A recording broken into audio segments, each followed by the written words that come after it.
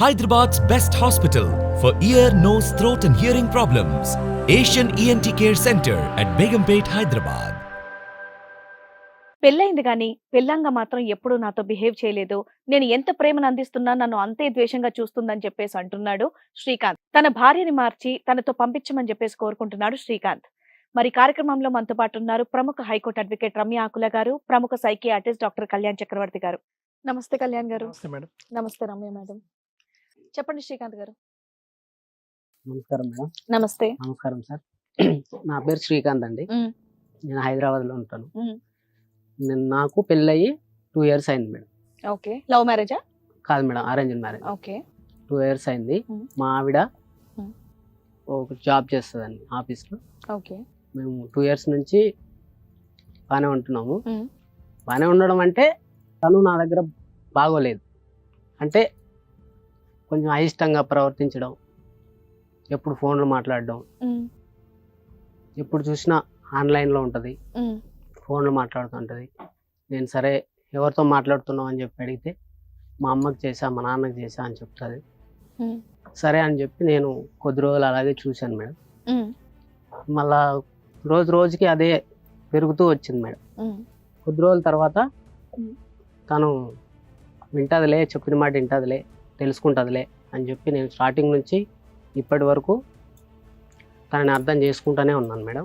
ఏ రోజు నన్నైతే తనైతే అర్థం చేసుకోవడం కానీ, నాతో సరిగ్గా మాట్లాడడం కానీ, దగ్గరకు కూడా రానివ్వకుండా ఇబ్బంది పెడుతుంది.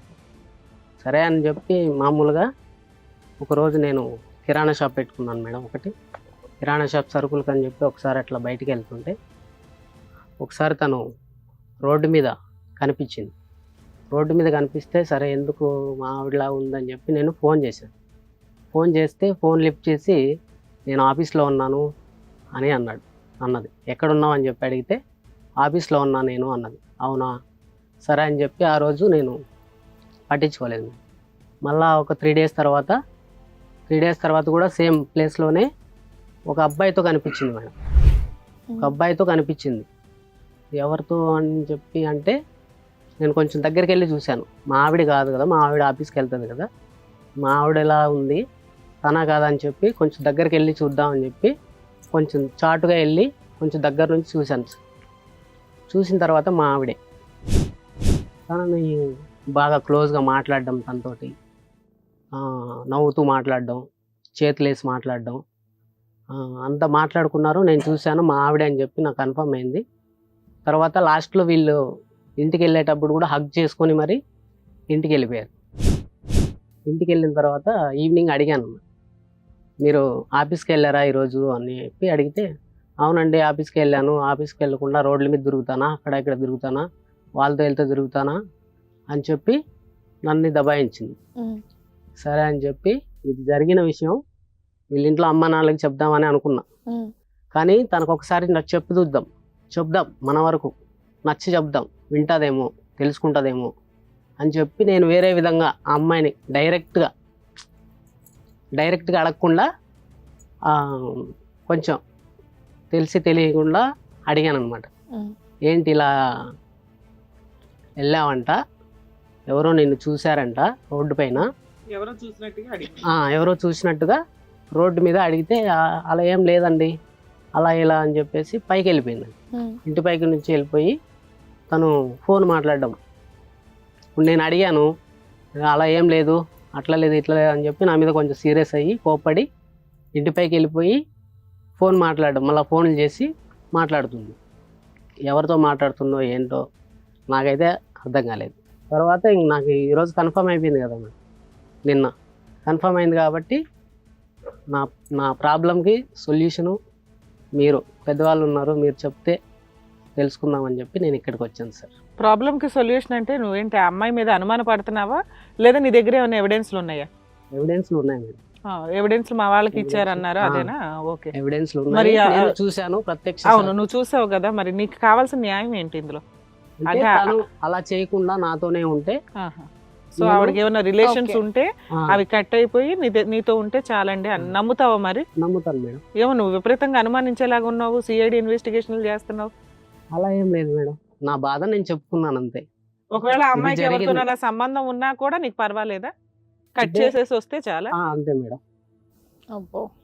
ఎప్పుడు మొదటి నుంచి అనుమానించడం అన్నది ఏమీ లేదు. ఈ సన్నివేశం చూసిన తర్వాతే నీకు ఎక్కువగా అనుమానం. మరి అవును. ఫోన్లు మాట్లాడుతుంది, ఏవో అన్న వీడియో కాల్స్ ఏవో అన్నారు. ఫోన్ మాట్లాడుతుంది సార్, ఫోన్ మాట్లాడుతుంది, ఎప్పుడు మాట్లాడుతుంది. కానీ నేను అడిగిన తర్వాత మా అమ్మకి చేసా, మా అబద్ధం నాన్నకి చేసా చెప్తుందా?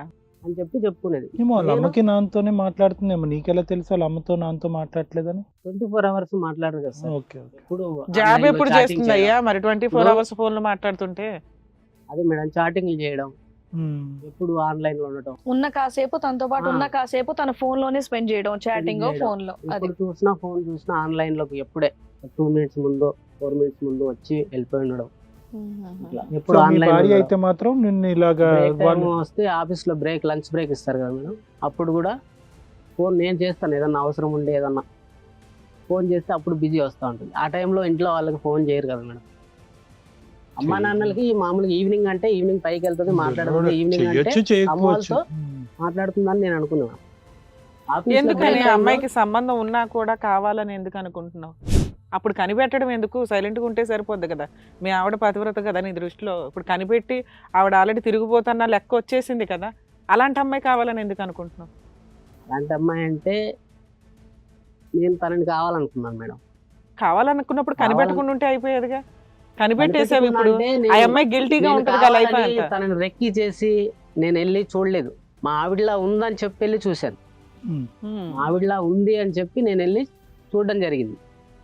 ఆ ఒక్కసారి. అంతకుముందు నువ్వు ఎప్పుడు ఆ అమ్మాయిని అమ్మాయి వెంట వెళ్ళటము, ఆఫీస్కి వెళ్తుందో లేదో చెక్ చేయటం అలా ఎప్పుడు అలా జరగలేదు? ఎప్పుడు చేయలేదు సార్ నేను. ఎందుకంటే తన మీద నమ్మకం ఉండేది. కొంతమంది ఒకలా ఉంటారు, తను కూడా ఒక టైప్ అనుకున్నా.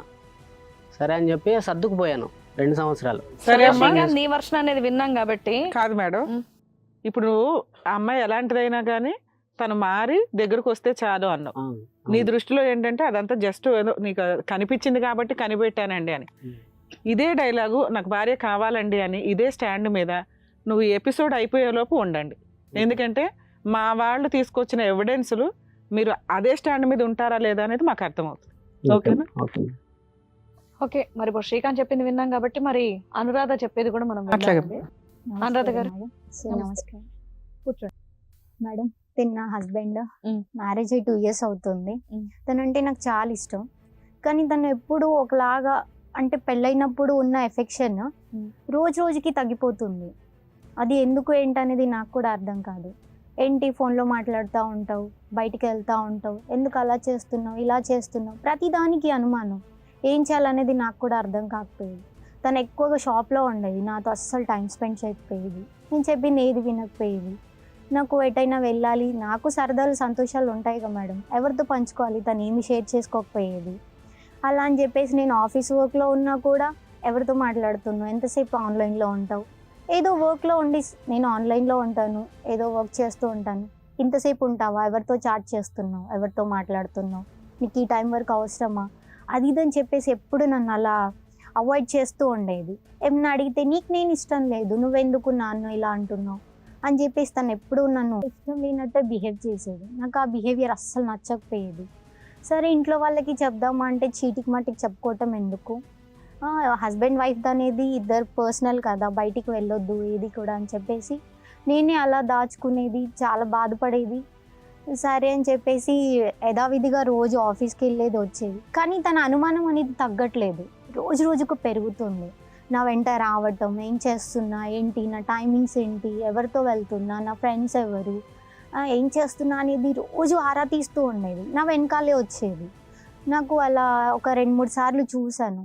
ఒకసారి ట్రాఫిక్ మధ్యలో తను కనిపిస్తే వెళ్ళి అడిగాను, ఏంటండి మీరు డ్రాప్ చేయడానికి రాలేదు, ఏంటి ఇంత సడన్గా నా వెనకాల వచ్చారు అంటే, ఏం లేదు ఇటు ఏదో పని ఉందని చెప్పేసి వచ్చాను, ఏదో పని మీద వచ్చాను అని అంటే, ఇంకా సరే రోడ్డు మీద ఎందుకని చెప్పేసి ఈవినింగ్ ఇంటికి వెళ్ళాను. ఇంటికి వెళ్ళాక నాకు ఎందుకో బాధ అనిపించి ఆఫీస్లో వర్క్ టెన్షన్కి ఇంటికి వచ్చాక కొంచెం రిలాక్స్ అవుదామా అంటే తినతో ప్రాబ్లం నాకు.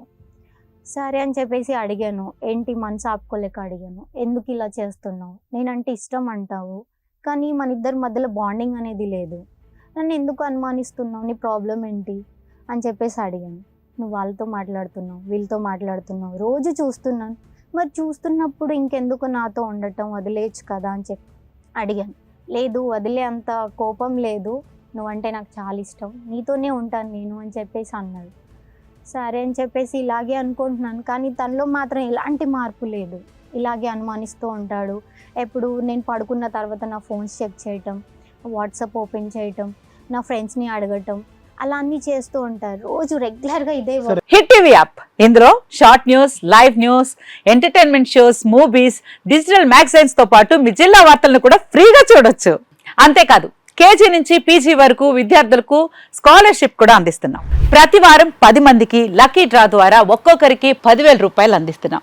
ఇంకెందుకు ఆలస్యం, వెంటనే హిట్ టీవీ యాప్ ని డౌన్లోడ్ చేసుకుని ఫ్రీగా ఎంటర్టైన్మెంట్ పొందండి. Hit TV app. Hit TV app. Please download hit TV app. Hit TV యాప్ని ఫ్రీగా డౌన్లోడ్ చేసుకొని ఎంజాయ్ చేయండి. మీకు నచ్చిన ఎంటర్టైన్మెంట్ కోసం హిట్ టీవీ యాప్ ని ఫ్రీగా డౌన్లోడ్ చేసుకొని ఎంజాయ్ చేయండి. హిట్ టీవీ యాప్ ని డౌన్లోడ్ చేసుకుని ఆస్వాదించండి, ఆశీర్వదించండి. ఇంతమంది సెలబ్రిటీలు హిట్ టీవీ యాప్ ని డౌన్లోడ్ చేసుకోండి అని చెప్తున్నారంటే ఎంత మంచి యాప్ ఆలోచించండి. అమెరికా అమెరికా అమెరికా అమెరికాలో చదవాలనుకునే వాళ్ళకి విశ్వసనీయమైన పేరు మన శౌర్య కన్సల్టెన్సీ. UK లో 1 year masters. UK లో 1 year masters. 2 years work permit up to 5 years visa. Contact Saurya Consultancy. Contact 89851 89851.